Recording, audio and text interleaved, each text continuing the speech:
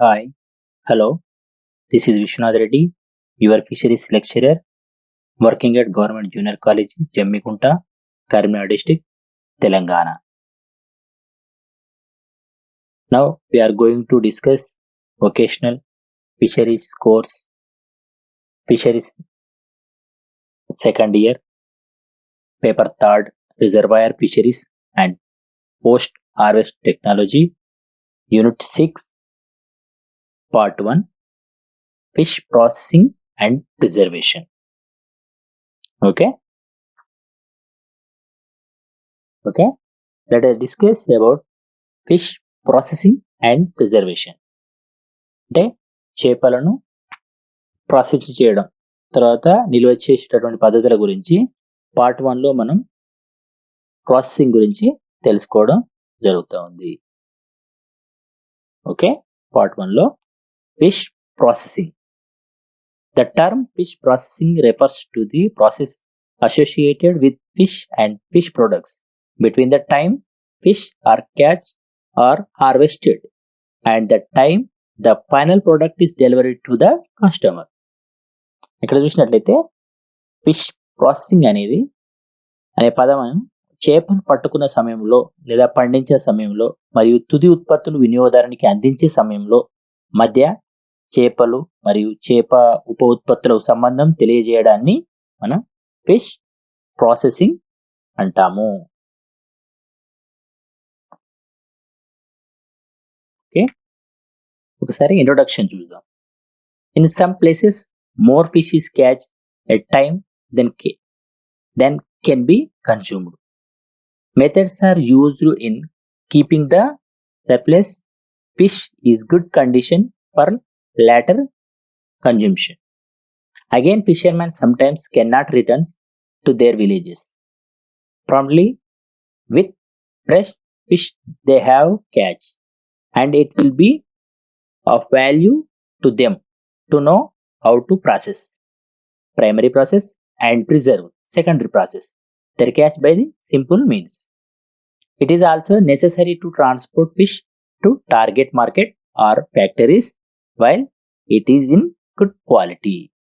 ఇక్కడ మనం ఇంట్రొడక్షన్ లో చూసినట్లయితే చాలా వరకు కొన్ని ప్రదేశాల్లో తినేదానికంటే ఎక్కువగా చేపలు కొన్నిసార్లు పట్టుబడతాయి.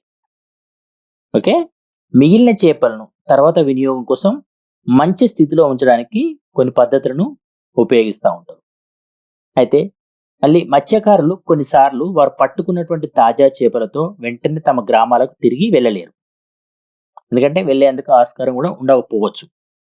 మరియు వారు పట్టుకున్నటువంటి వాటిని సాధారణ మార్గాల ద్వారా ఎలా ప్రాసెసింగ్ చేయాలో మరియు వారు ఎలా పట్టుకున్న వాటిలో ఎలా కాపాడుకోవాలో తెలుసుకోవడం అనేది వారికి విలువైనది అవుతుంది అనమాట. వాళ్ళు తెలుసుకోవాల్సింది, ఎందుకంటే ఇంత పట్టుకున్నంత వేస్ట్ అయిపోతుంది అమ్ముకోకపోతే, కాబట్టి తెలుసుకునే ప్రయత్నం చేయాలి. తర్వాత మంచి నాణ్యతతో ఉన్నప్పుడు మార్కెట్ లేదా కర్మాగారాల లక్ష్యంగా చేసుకోవడానికి చేపను రవాణా చేయడానికి కూడా అవసరం అవుతుంది, వీలవుతుంది అనమాట. అక్కడ మనం ఫిగర్ లో చూసినట్లయితే మనకు కనబడుతూ ఉంటుంది ప్రాసెసింగ్ చేసేటటువంటి పద్ధతి.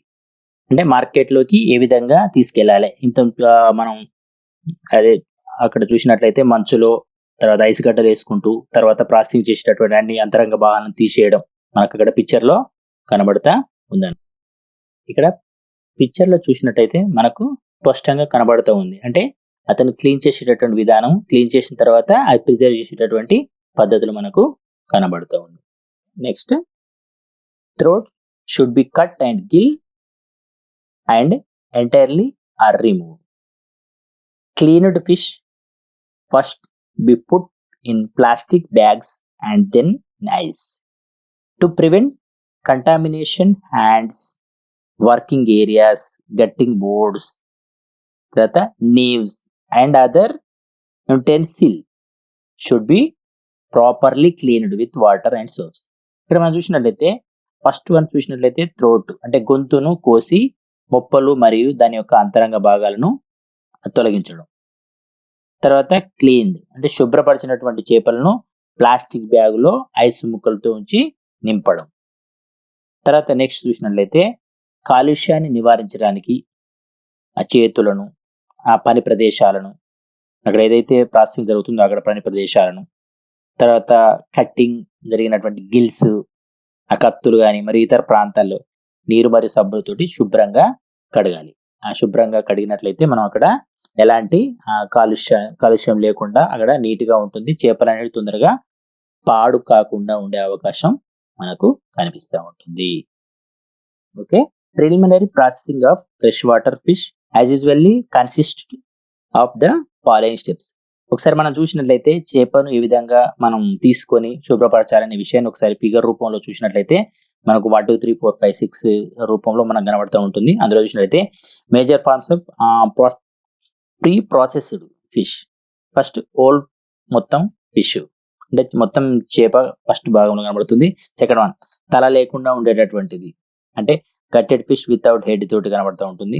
తర్వాత తల లేకుండా మొప్పలు లేకుండా ఉన్నటువంటి cutting fish without head and fins అంటే ఆ మొప్పలు కానీ ఇలాంటివి లేకుండా వాజాలు లేకుండా కనబడుతూ ఉంటుంది.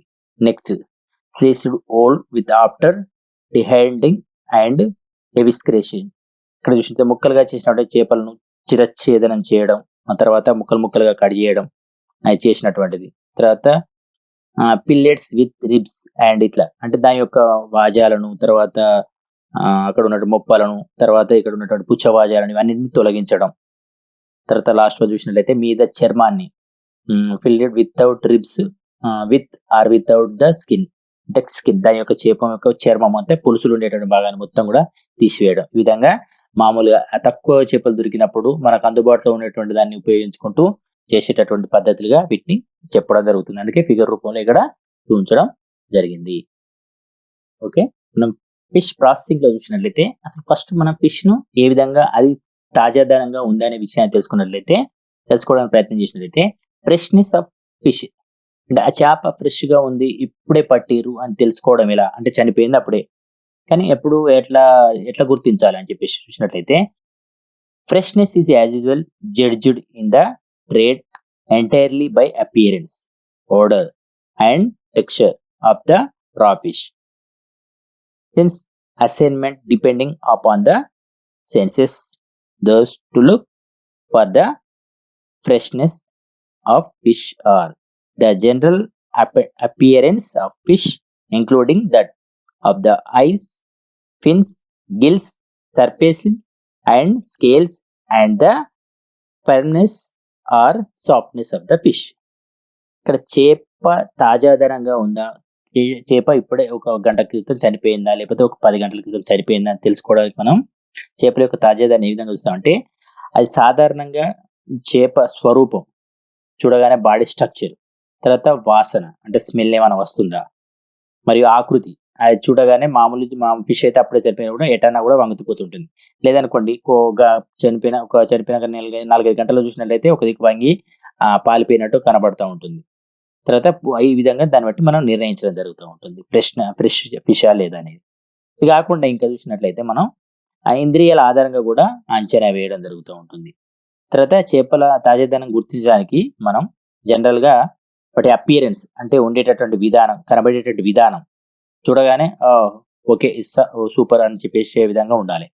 తర్వాత చేపల యొక్క మొదట కళ్ళు ఎప్పుడు మెరుస్తూ ఉండాలి. తర్వాత వాజాలను ఇక్కడ మనం చూసిన ఆ ఫిగర్ లో మనకు 1 2 3 4 అనేటి చేపల యొక్క ఫ్రెష్నెస్ ను చూపించేటటువంటి సింబల్స్ గా చూడదవుతుంది. ఫస్ట్ చూసినట్లయితే కళ్ళు, తర్వాత చూసినట్లయితే మనకు మొప్పలు కనబడతాం, సెకండ్ వన్ చూసినట్లయితే వాజాలు, థర్డ్ వన్ చూసినట్లయితే పొలుసులు, ఫోర్త్ వన్ చూసినట్లయితే వాజాలు. అంటే మొప్పలు కానీ పొలుసులు కానీ వాజాలు కానీ కళ్ళు కానీ ఇవన్నీ కూడా మనకు చూడగానే మెరుస్తూ ఉండేటటువంటి విధానంగా ఉండాలి. తర్వాత చూసినట్లయితే చేప యొక్క దృఢత్వం మరియు మృదత్వం వంటి వాటిని తాజాదనాన్ని గుర్తించడానికి ఉపయోగపడేటువంటిగా చెప్పవచ్చు. ఓకేనా, ఇంకా మనం ఏ విధంగా గుర్తించాలంటే మనం the order of the Gill and belly cavity అంటే వాటి యొక్క మొప్పలు మరియు ఆ బొడ్డు కుహరం దగ్గర చూసినట్లయితే మనకు అక్కడ కనబడుతూ ఉంటుంది. అంటే ఏ విధంగా ఉంది, ఆ గిల్స్ ఏ విధంగా ఉంది అనే విషయాన్ని మనం చూడవచ్చు. Okay, next the appearance particularly the presence and discolouration along the under side of the back bone. అయితే అక్కడ వెన్నెముక దిగు భాగం ఇక్కడ చూసినట్టయితే మనకు ఎక్కువగా అదేంటి బ్యాక్ బోన్ కింద భాగం అండ దాన్ని చూసినట్లయితే మనకు పర్టికులర్ గా ఒక కలర్ పేలిపోవడం ఇట్లాంటివి మనకు వాటి యొక్క ఉనికి రంగు మారడం అనేది కనబడుతూ ఉంటుంది. Next the presence or absence of రీజన్ మార్టిన్స్ ఆర్ డెత్ స్టిఫ్నింగ్ అంటే పాలిపోవడం, మరణంతో ఎండిపోవడం, గట్టితనంగా ఉండడం ఇవన్నీ కూడా మనకు కనబడుతుంది. The appearance of the belly walls అంటే వంగిపోవడం, పాలిపోవడం ఇట్లాంటి అనేది మనకు కనబడుతూ ఉంటుంది అనమాట. Okay, fish and prawns spoilage methods అంటే చేపలు కానీ మరియు రొయ్యలు కానీ పాడైపోవడం గల కారణాలు ఒకసారి చూసినట్లయితే అసలు పాడైపోవడం అంటే ఏంటి? పాడైపోవడం అంటే ఏంటి ఒకసారి చూద్దాం. Fish is a perishable food. After a few hours of death at around 8 hours, it become useless, fuel, smelling and unsuitable for eating. It is called spoilage.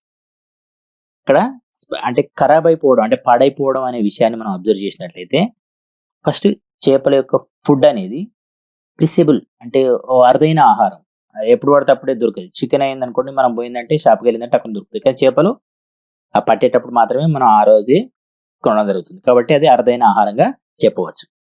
Okay, అయితే ఏంటంటే ఈ చేపలు కొన్ని గంటల తర్వాత అంటే దాదాపు 8 to 12 అవర్స్ మధ్యలో అది ఎంజైమ్స్ చేరే వలన బ్యాక్టీరియా చేరే వలన అది ఖరాబ్ అయిపోతుంది. అయితే పనికి రాకుండా పోతుంది. అయితే మరణించిన తర్వాత ఆహారాన్ని పనికి రాకుండా పోతుంది అంటే దుర్వాసన రావడం, తినడానికి అనుకూలంగా లేకపోవడం, దీన్నే మనం ఏమంటారంటే చెడిపోవడం, స్పాయిలేజ్ అనడం జరుగుతూ ఉంటుంది. This fish spoilage is the deterioration of fish, making it fuel, smelling and inedible.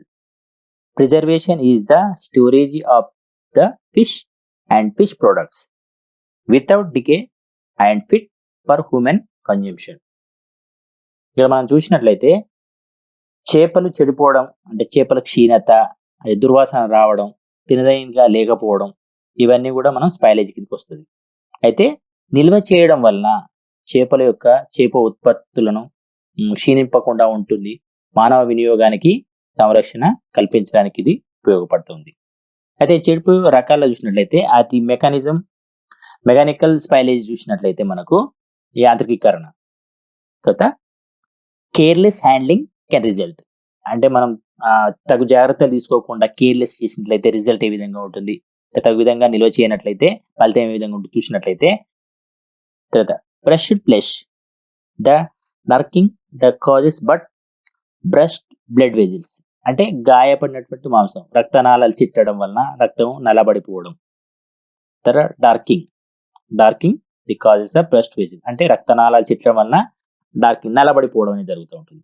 తర్వాత broken skin bacteria to enter the flesh అంటే చర్మం పగలడం, ఎందుకైతే దీనివల్ల బ్యాక్టీరియా లోపలికి ప్రవేశించింది కాబట్టి చర్మం పగలడం జరుగుతుంది, దానివల్ల స్మెల్ రావడం జరుగుతుంది. బ్రస్ట్ గట్స్ అంటే కణజాలాలు కూడా పగలడం, bacteria and enzymes to contaminated the flesh అంటే బ్యాక్టీరియా మరియు ఎంజైమ్ల యొక్క చర్య వలన మాంసం అనేది కలుషితం అవుతూ ఉంటుంది. ఓకే, ఇప్పుడు కాజెస్ ఆఫ్ స్పైలేజ్ ఫిష్ అంటే చేపలు చెడిపోవడం గల కారణాలు ఏంటిది ఒకసారి మనం అబ్జర్వ్ చేసినట్లయితే చనిపోవడం అనేది ఎందుకు ఎట్లా తెలుస్తుంది అనే విషయాలు చూసినట్లయితే can define as the contamination of fish which result in the undesirable changes in the color, texture, flavor, order and appearance etc. Spillage of the flesh also referred as putrefaction. అంటే ప్యూట్రిఫాక్షన్ విషయం చూసినట్లయితే అంటే స్పైలేజ్ లో జరగడానికి కారణాలు చూసినట్లయితే నిర్వచనం మనం చూసినట్లయితే కలుషితమైనటువంటి చేపల యొక్క ఫలితంగా చూసినట్లయితే అవి రంగు, ఆకృతి, రుచి, వాసన మరియు ఈ రూపంలో అవాంఛనీయమైన మార్పులు సంభవిస్తూ ఉంటుంది. ఈ అన్నిటిని మనం ప్యూట్రిఫాక్షన్ అంటారు. Okay, fish spoilage can occur as a result of enzymatic degradation, bacterial degradation, chemical decomposition and mechanical damage. అంటే ఏ విధంగా జరుగుతుంది చేపలు చెడిపోవడానికి గల కారణం చూసినట్లయితే మనకు ఎంజైమాటిక్ క్షీణత అంటే ఎంజైమ్ యొక్క చర్య వలన, సెకండ్ వన్ బ్యాక్టీరియా క్షీణత అంటే బ్యాక్టీరియాల వలన, తర్వాత కెమికల్ రసాయనాల వలన కులింపడం జరుగుతూ ఉంటుంది. ఇవన్నీ 3 రకాలుగా మనకు చేప చెడిపోవడం అనేది కనిపిస్తూ ఉంటుంది. ఓకే, ఫస్ట్ వన్ చూసినట్టయితే ఎంజైమాటిక్ డిగ్రేడైజేషన్ అంటే ఎంజైమ్స్ యొక్క యాక్షన్ ఒకసారి చూసినట్లయితే మనకు ఎంజైమేటిక్ స్పైలేజ్ ఆటోలైసిస్ ప్రక్రియ ద్వారా ఇదంతా జరుగుతూ ఉంటుంది. అంటే careless handling of fish shell broken, release of autolysis enzymes చూసినట్లయితే క్యాస్పిన్, కాల్పిన్, ట్రెప్సిన్ ఇట్లా రిలీజ్ అవుతూ ఉంటుంది. తర్వాత produce of the spoilage substances ఇవన్నీ. Those substance create the very good environmental favour growth of micro organism. అంటే enzymes యొక్క చర్య వలన ఏ విధంగా పడుతుంది ఆటోలైసిస్ ప్రక్రియ వల్ల అది జరుగుతూ ఉంటుంది. అంటే పట్టడంలో నిర్లక్ష్యం ఒకటి, తర్వాత చేప కణాలు పగలడం, సెల్ బ్రోకెన్ అవుతుంది. తర్వాత దాని వలన విడుదలైనటువంటి ఎంజైమ్స్, ఆ ఎంజైమ్స్ వలన విడిపోయేటటువంటి చెడిపోయేటటువంటి పదార్థాలు అంటే క్యాథెప్సిన్ కానీ, కాల్పైన్ కానీ, ట్రిప్సిన్ కానీ, కియోట్రిప్సిన్ కానీ ఇవన్నీ కూడా సబ్స్టాన్సెస్. ఈ సబ్స్టాన్సెస్ మంచి వాతావరణాన్ని సృష్టిస్తాయి. దీనివలన సూక్ష్మజీవుల పెరుగుదల ఎక్కువై చేపలన్నిటి పాడైపోతూ ఉంటుంది. ఓకే ఓకే ఓకే ఎంజైమ్ చర్యలు ఒకసారి చూసినట్టయితే మనకు enzymatic action is due to the action of various enzymes found in the body tissues and cells of fishes. They spoil the tissue by the process of autolysis and make the fish susceptible to bacteria attack.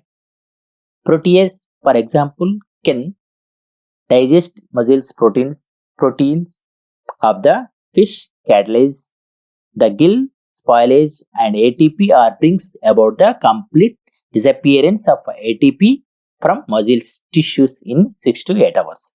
Autolysis, which of further decomposition like various amines and fatty acids and foul smelling products like indole, scotin, etc.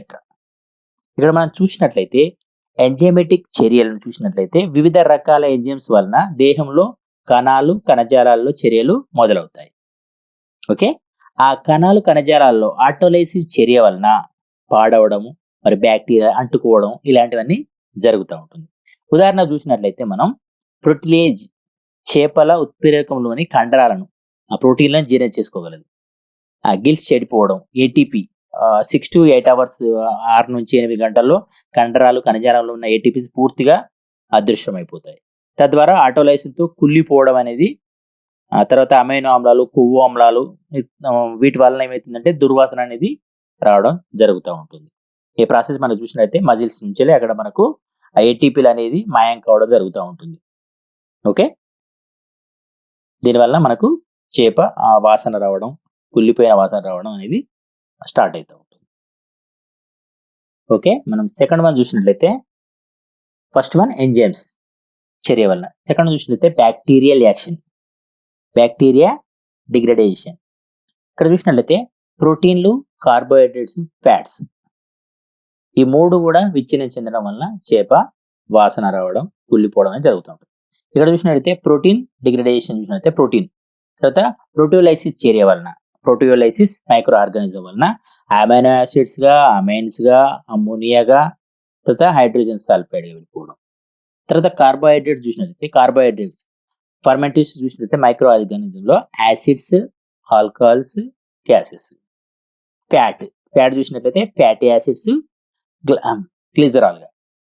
ఇక్కడ చూసింటే లైపోలైటిక్ micro organisms. అంటే ఈ మూడు రకాల చర్యల వలన మనకు ఇక్కడ bacteria attack కావడం వలన చేపలు వాసన రావడానికి అవకాశం ఉంటుంది. Proteins consisting 70 to 80% of degraded by proteolytic organisms such as Pseudomonas, Proteus, Chromobacterium, Halobacterium and Micrococcus etcetera. The carbohydrates fermenting organism like Streptococcus, Leuconostoc, Micrococcus, etc. ఇక్కడ చూసినట్లయితే బ్యాక్టీరియా చర్యల వలన 70 to 80% ఉండేటటువంటి ప్రోటీన్లు సూడోమోనాస్, ప్రోటియేజ్, క్రోమోబాక్టీరియా, హోలోబాక్టీరియా మరియు మైక్రోకోకస్ మొదలైనవన్నీ ప్రోటియోలైటిక్ జీవి ద్వారా విచ్ఛిన్నం చెందడం జరుగుతుంది. తద్వారా కార్బోహైడ్రేట్స్ స్ట్రెప్టోకోకస్, ల్యూకోకోకస్, మైక్రోకోకస్ వంటి పులియబెట్టినటువంటి వాసన రావడానికి అవకాశం ఉందన్నమాట. ఓకేనా? దీని ద్వారా మనకు ఆ కుళ్ళిపోయే వాసన అంటే వాసన అనేది మనకు ఏర్పడుతూ ఉంటుంది ఈ యొక్క చర్య వలన. ఓకే, థర్డ్ వన్ చూసినట్టయితే మనకు first one enzymes, second one bacterial, third one chemical reaction చూసినట్లయితే 3 factors in chemical changes of rancidity of lipids.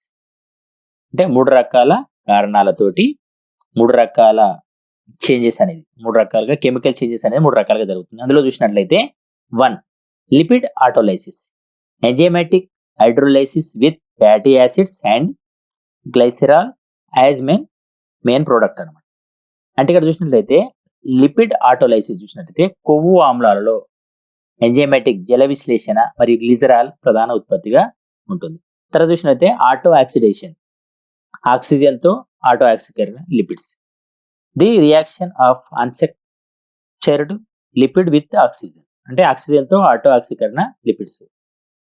Oxidative rancidity in fish can result to serious quality problems such as rancid flavor and odor as well as discoloration, అంటే colour మారిపోవడం. అంటే చేపల్లో ఆక్సికరణ rancidity వలన తీవ్రమైనటువంటి రుచులు, వాసన మరియు రంగు పాలిపోవడం లాంటి తీవ్రమైన నాణ్యత సమస్యలు మనకు కనిపిస్తూ ఉంటుంది. తర్వాత డినాచురేషన్ ఆఫ్ ప్రోటీన్స్. ఇక్కడ చూసిన during the freezing stages resulting to throw dry and fibrous structure, అంటే ఘనీభవించినటువంటి నిల్వ సమయంలో ప్రోటీన్లు డినాచురేషన్ ఫలితంగా కఠినమైన పొడి మరియు పీచు ఆకృతిగా మారిపోవడం అనేది జరుగుతూ ఉంది. ఓకే, కెమికల్ ప్రాసెసింగ్ ఒకసారి చూసినట్లయితే మనం the chemical process of decomposition is complex and involves the breakdown of soft tissues as the body passes through the sequential stages of decomposition. Tarata autolysis of putrefaction also play major roles in the disintegration of cells and tissues. The human body is composed of approximately 64% water, 20% proteins, 10% fat, 1% carbohydrates, 5% minerals. The decomposition of soft tissues is characterized by the breakdown of those micromolecules and those a large proportion of the decomposition product should reflect the amount of proteins and fat content initially present in the body. As such, the chemical process of decomposition involves the breakdown of proteins, carbohydrates, lipids, nucleic acids and bones. ఇక్కడ మనం చూసినట్లయితే chemical process లో రసాయనిక చర్యలు చూసినట్లయితే కుళ్ళిపోవడం వలన ఆ మృత కణాలు విచ్ఛిన్నత చెందడం వలన వరుసగా కణజాలాలు అనేవి కుళ్ళిపోవడం జరుగుతుంది, డికంపోజిషన్ అవ్వడం జరుగుతూ ఉంది. అయితే ఈ డికంపోజిషన్ అనేది దేని ద్వారా జరుగుతుందంటే ఆటోలైసిస్ అనే చర్య వలన, అదే పుట్రిఫాక్షన్ అనేటటువంటి చర్య వలన, ఈ రెండు చర్యల ద్వారా మనకు ఆటోలైసిస్ మరియు ప్యూట్రిఫికేషన్ అనే చర్యల ద్వారా ఇది డికంపోజిషన్ అనేది టిష్యూ కణజాలాల్లో మొదలవుతూ ఉంటుంది. ఓకేనా, నెక్స్ట్ ఆటోలైసిస్ అండ్ ప్యూట్రిఫికేషన్ ఈ రెండు చర్యల వలన మనం కులిపోవడం అనేది చెప్పడం జరుగుతుంది. నెక్స్ట్ చూసినట్లయితే హ్యూమన్ బాడీలో ఉండేటటువంటి చూసినట్లయితే అప్రాక్సిమేట్లీ 64% వాటరు, 20% ప్రోటీన్, 10% అటు 1% కార్బోహైడ్రేట్స్, 5% మినరల్స్ ఉన్నాయని తెలుసు. అయితే ఇక్కడ చూసినైతే the decomposition of the soft tissue, ఇక్కడ చూసినైతే మృదు కణాలు కుళ్ళిపోవడం, ఈ స్థూల కణాలు విచ్ఛిన్నం ద్వారా ఇవి వర్గీకరించబడతాయి అనేది చెప్పడం జరుగుతుంది. ఇది ప్రోడక్ట్, ఈ ఉత్పత్తులు చూసినట్లయితే శరీరం మొదట్లో ఉండే ప్రోటీన్లు మరియు కొవ్వు పదార్థాలను ప్రతిబింబిస్తాయి. ఓకే, అలాగే కుళ్ళిపోయేటటువంటి రసాయనిక ప్రక్రియలో ప్రోటీన్లు, కార్బోహైడ్రేట్స్, లిపిడ్స్, న్యూక్లిక్ ఆమ్లాలు మరియు ఎముక విచ్ఛిన్నం కావడం అనేది జరుగుతూ ఉంది.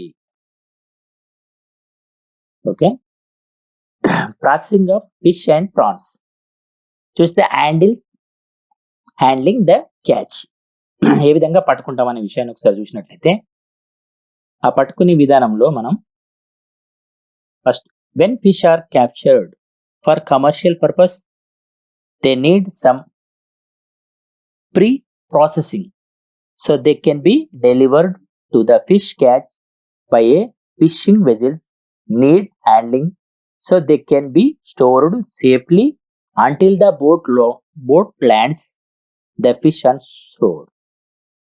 Typical handling process చూసినట్లయితే transferring the catch from the fishing gears such as a trawl net ద్వారా, fishing lines ద్వారా to fishing vessels, holding the catch before further handling, sorting and grading, bleeding, gutting and washing and chilling, unloading or loading the fish when the fishing vessels returns to port. ఇక్కడ మనం చూసినట్లయితే handling the catch, మనం ఏ విధంగా వాణిజ్యంగా ప్రయోజనం కలిగినటువంటి చేపలను పట్టుకోవడం, వాటి కొంత ప్రీ ప్రాసెసింగ్ అంటే ముందు చేయాల్సిన పనులు ఉంటాయి, అవసరం ఉంది కాబట్టి వాటిని ఫిషింగ్ నౌకతో పట్టుకోవడం, చేపలను సురక్షితంగా బయటికి తీసుకురావడం, కాబట్టి వాటిని పడవ సహాయంతో ఒడ్డుకు సురక్షితంగా చేర్చడం, ఇవన్నీ కూడా మన ప్రాసెస్గా ఉంటుంది. సాధారణ నిర్వహణ ప్రక్రియలను ఒకసారి చూసినట్లయితే మనం వలలు లేదా గాలాల సహాయంతో పట్టుకోవడం, నౌకలోనికి బదిలీ చేయడం, తర్వాత గాయాలు లేకుండా పట్టుకోవడం, గుంపులుగా వెళ్ళి అది సమూహాలుగా వెళ్ళి చేయడం, తర్వాత బ్లీడింగ్ రక్తాన్ని మరియు చేప వ్యర్థాలను కడగడం, తర్వాత మంచుతో ప్లాస్టిక్ సంచులుగా నింపడం, పోర్టుకు లోడ్ చేయడం లేదా అన్లోడ్ చేయడం, ఇలాంటివన్నీ కూడా ప్రాసెస్లు మనకు జరుగుతూ ఉంటుంది అనమాట. ఈ ప్రాసెస్ బట్టి మనం లైవ్ ఫిషెస్ ను పట్టుకోవడం జరుగుతుంది. ఈ ప్రాసెసింగ్ విధానం చూసినట్లయితే హ్యాండ్లింగ్ లైవ్ ఫిష్ అంటే మనం సహజంగా దొరికేటటువంటి దాన్ని ఏ విధంగా తీసుకుంటాం అనే విషయాన్ని చూసినట్లయితే మనకు అప్పుడే చేపలు పట్టగానే వెంటనే ఇచ్చేయాలి. ఆ ప్రాసెసింగ్ లో చూసినట్లయితే మనకు the fish, this is a common practice world wide. Fish can be kept alive in floating cages, wells and fish ponds. In aquaculture, holding bases are used where the water is consistently filtered and its temperature and oxygen levels are controlled. Live fish can be transported by methods which range from simple artisanal method where fish are placed in plastic bags with add oxygen and regulate temperature. ఇక్కడ చూసినట్లయితే మనం ఏ విధంగా తీసుకుని చూస్తుంటే ఒక common practice world wide అంటే ఇది ప్రపంచవ్యాప్తంగా ఉండేటువంటి ఒక సాధారణ పద్ధతి. అంటే తేలియాడేటటువంటి తర్వాత బావుల్లో కానీ తర్వాత చేపల చెరువుల్లో కానీ సజీవంగా పట్టి ఇవ్వడం, కేజెస్ లో అంటే బోన్లో, కేజెస్ మీన్స్ బోన్స్ లో, తర్వాత వెల్స్ బావుల్లో, తర్వాత ఫిష్ పాండ్ చేప కుంటల్లో మనం సజీవంగా పట్టి ఇవ్వడం. తర్వాత ఆక్వాకల్చర్ లో చూసినట్లయితే నీటిని నిరంతరం ఫిల్టర్ చేసి దాని ఉష్ణోగ్రత మరియు ఆక్సిజన్ స్థాయిలను నియంత్రించడం, వాటిలో ఉపయోగించడం, బేషన్లను ఉపయోగించడం. ఓకే, నెక్స్ట్ చూసినట్లయితే లైవ్ ఫిష్లను సాధారణంగా ప్లాస్టిక్ సంచుల్లో కానీ ఆక్సిజన్ మరియు ఉష్ణోగ్రతలను అనుసరించి ట్రాన్స్పోర్ట్ చేయడం అనేది జరుగుతూ ఉంటుంది. ఓకే, లాస్ట్ ఈ లెసన్ లో మనం ఫైనల్ గా చూసినట్లయితే వేస్ట్ మేనేజ్మెంట్ అంటే చేపలను క్లీన్ చేస్తున్నాం, ఆ ప్రాసెస్ చేస్తున్నాం, ఇదంతా ఎట్లాంటివి వస్తుంది మనకు, ఆ వేస్టేజ్ అనేది ఏ విధంగా వస్తుంది, అది ఎట్లా పడేస్తున్నాం, ఎక్కడ పారేస్తుంది, దాని వల్ల ఏమైనా జరుగుతుందా అనే విషయాన్ని మనం ఒకసారి చూసినట్లయితే ఇక్కడ మనం పిక్చర్ లో చూసినట్లయితే అంత వేస్ట్ లేదు, అంటే హెడ్ కానీ తర్వాత టేల్ కానీ అంటే ఆ పుచ్చవాజాలు కానీ తర్వాత అందులో ఉన్న బోన్స్ కానీ ఇవన్నీ తీసేసేటటువంటి వాటిని మనం అక్కడ పిక్చర్ లో కనబడుతూ ఉంటుంది. దాన్ని ఒకసారి మనం చూసినట్టయితే వేస్టేజ్ లో ఎన్ని రూపాయలుగా ఉంటుందని. Waste produced during fish processing operation can be solid or liquid. అంటే ఇక్కడ చూసినట్టు చేపల ప్రాసెసింగ్ చేసే ఆపరేషన్ చేసే సమయంలో ఉత్పత్తి అయ్యేటువంటి వ్యర్థాలు ఘన మరియు ద్రవ రూపంలో ఉంటాయనే విషయం తెలుస్తుంది. అక్కడ చూసినట్లయితే సాలిడ్ వేస్ట్ అంటే ఘన రూపంలో ఉన్న వ్యర్థాలను చూసినట్లయితే include skin, viscera, fish head and carcasses, fish bones. Solid waste can be recycled in fish meals plants or it can be treated as municipal waste. దీన్ని మున్సిపల్ వేస్టేజ్ కింద మనం చూడడం జరుగుతుంది. ఘనరూప వ్యర్థాలని చెప్పడం జరిగింది.